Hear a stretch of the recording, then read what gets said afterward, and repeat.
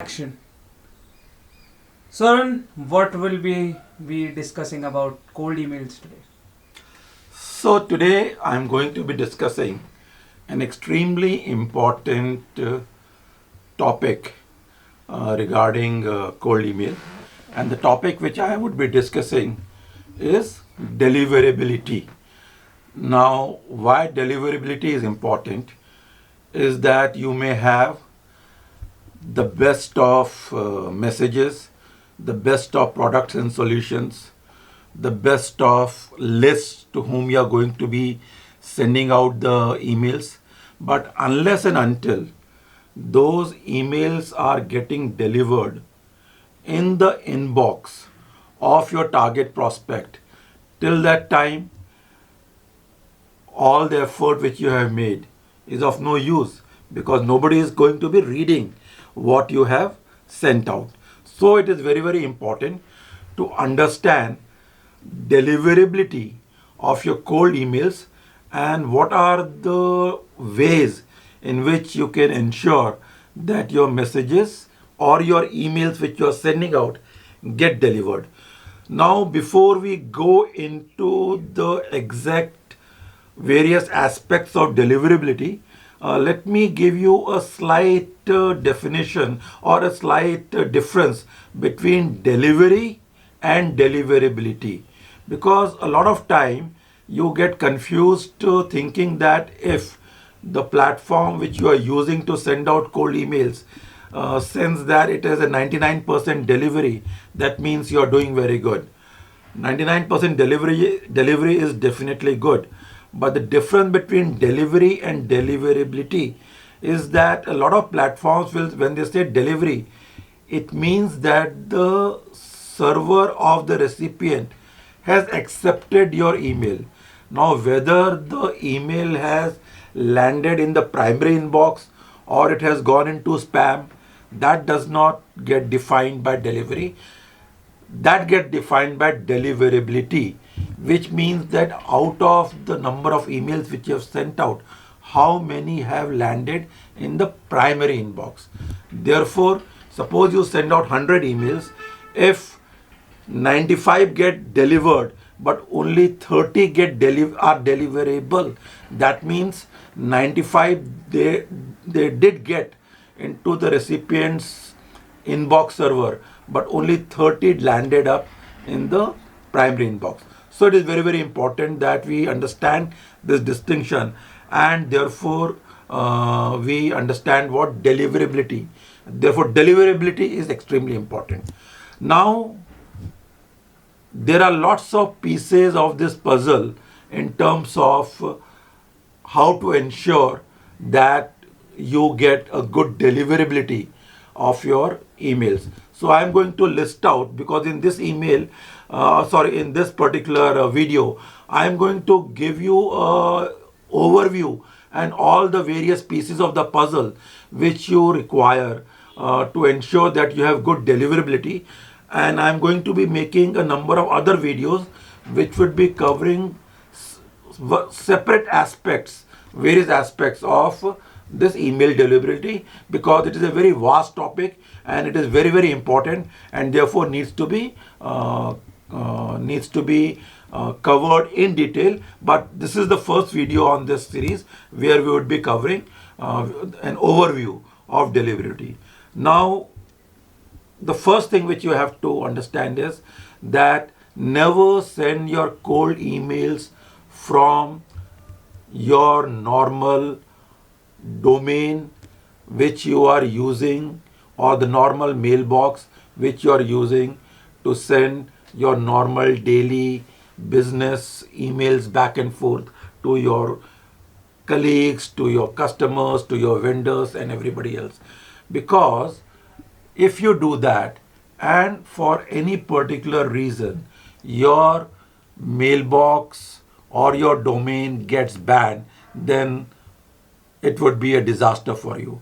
So the number one thing which you need to do when you are starting out to send out cold emails is to set up a new domain which may have a name which is more or less similar to your existing domain. For example, if you have a domain abc.com, you can have a you can buy a new domain myabc.com or getabc.com, and then you can set up new mailboxes on that domain. So that is number one, to set up new domain and set up new mailboxes to send emails and not use your existing domain to send cold emails.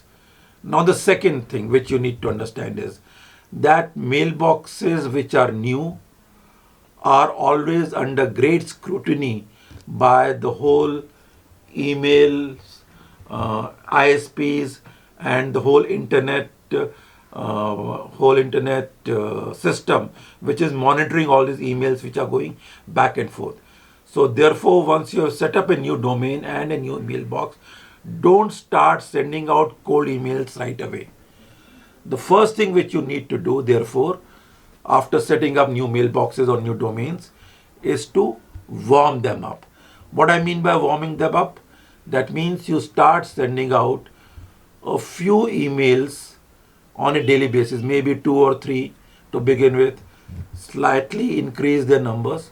In fact, there are a number of automation warm-up tools also which you can use, which will automatically send out a few emails and gradually increase the number of emails which are going out of your new email boxes. So that is the number one. The second thing which you need to keep in mind once you have set up this new email boxes, new domain and email boxes, is to send out small quantities of emails and ramp it up slightly.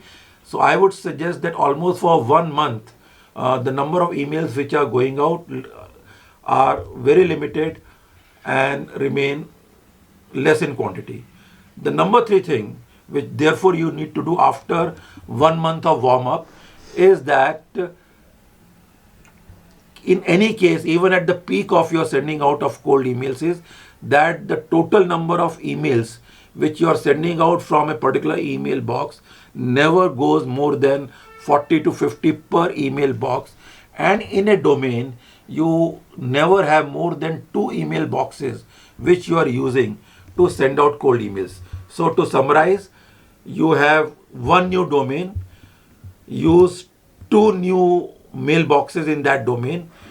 Don't send more than 40 to 50 at the peak. Even when you have warmed up and started sending out a large number of cold emails, not to send out more than 40 to 50 emails per mailbox. And therefore, since you have only 2 mailboxes per domain is never sending out more than 100 mails per day, and that is after you have warmed it up for a month and ramped up your sending of emails slowly over a period of 1 month or so. So that is the second thing which you need to do.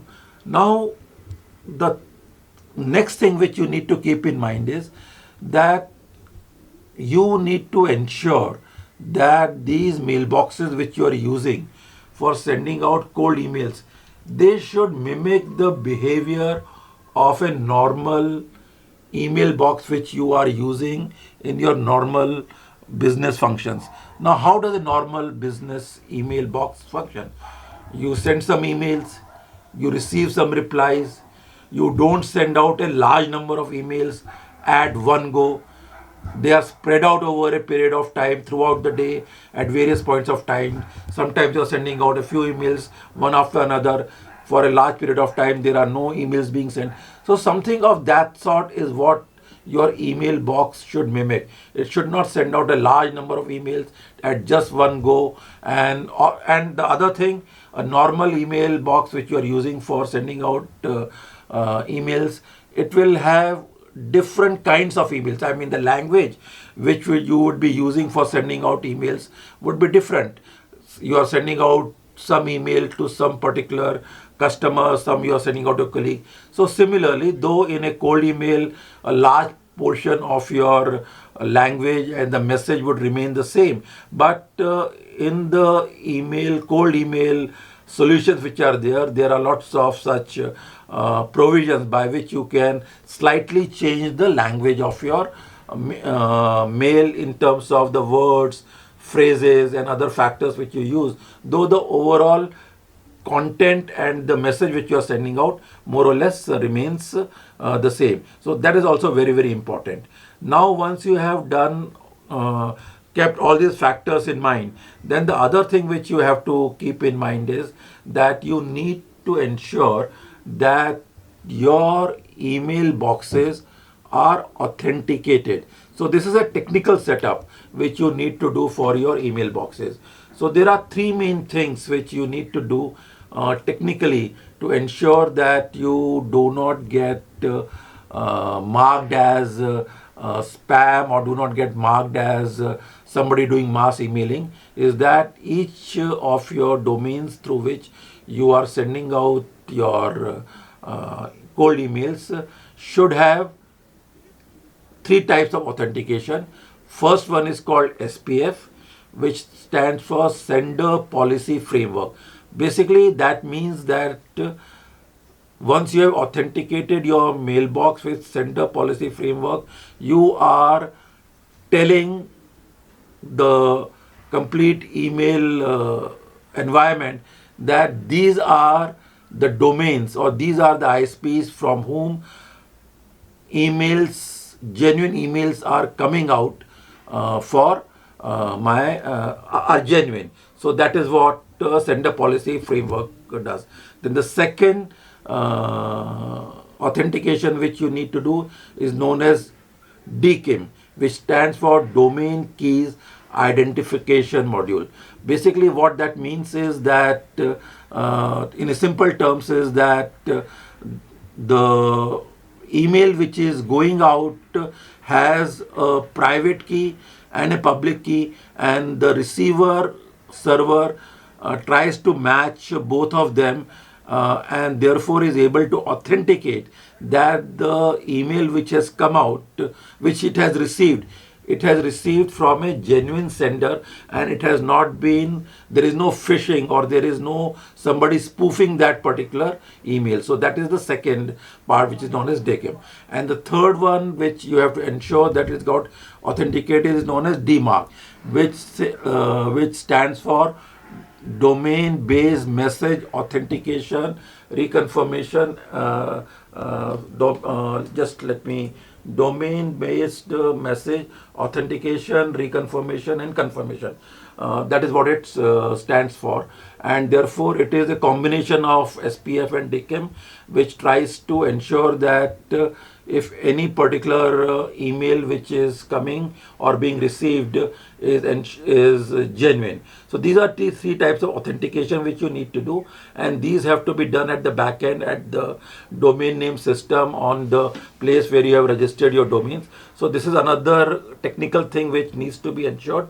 Some of the things, though they sound a bit complicated, but they are not that much. With a little bit of practice and digging around, you can do that quite easily. Or if you find it difficult to do, there are lots of help available online who will help you to get this thing done. Then the another thing which you need to do is that you ensure that the mailbox, for example, when you are setting up your mailbox, for example, if you are setting up on Google Workspace, then you ensure that your complete profile, that means your name, your address, your mobile number, all the other things which are required, your profile picture, all the things which are required to be filled in as part of making that particular mailbox are properly filled in. Because if you do not do that, then it gives a suspicion to the email environment that maybe there is some kind of a hanky-panky. So that is another thing which you need to ensure. One more thing which lots of time people forget or overlook is that since you are setting up these new domain names, now a lot of these domain names which you are setting up will not have a website or a landing page or something, because you are using these domain names entirely for the purpose of sending out emails. But just think your own behavior. If you receive an email from someone whom you have never heard of before, you sometimes will go and check up what that domain name from which the email has come. So in that particular case, what you need to do is that at the back end, you need to forward that particular domain name link to your original website. For example, to give an example, suppose your actual website is abc.com and you are using myabc.com to send your cold emails. So at the back end, you can forward myabc.com to abc.com, so that if somebody types myabc.com, he will reach abc.com as the place where will reach that particular website. So these are some of the technical aspects which you need to ensure in terms of your cold email setup, which you need to do right in the beginning if you want to ensure that good deliverability. Then of course there are lots of other aspects in terms of what kind of messages, domain reputation, IP reputation, spam reporting, all kinds of links tracking. So I want to keep this particular video short and no not want to go into those details, because as I said, it is a large topic with lots and lots of things which one needs to keep in mind. So I will be covering some of those other aspects, other topics in my forthcoming videos. So this is what are the initial points which you need to keep in mind for ensuring a good deliverability of your email. So just to summarize, you need to set up your SPF, DKIM and DMRC. You need to ensure that the number of emails which you are sending out on a daily basis is limited and not too much. You need to ensure that your cold email boxes are mimicking the behavior of a normal email box. Before you start sending out emails, there has to be a warm-up period. So these are some of the basic facts which you have to ensure before you can actually send out and make your cold email campaign run the full gamut. So I would be ending this particular email right here. In my forthcoming videos, I would be covering and touching on other aspects which are also very, very important to ensure good deliverability. So if you find this particular video informative, educative and interesting, then I would request you to definitely subscribe to my channel, like this particular video. Also, there is a free 30-day email course which I have created to cover various aspects of cold email for B2B lead generation. The link for that is there in the description below, and you can subscribe to that particular email course, whereby you will be getting one email every day which would be covering a certain aspect of cold email for B2B lead generation. So thank you and all the best.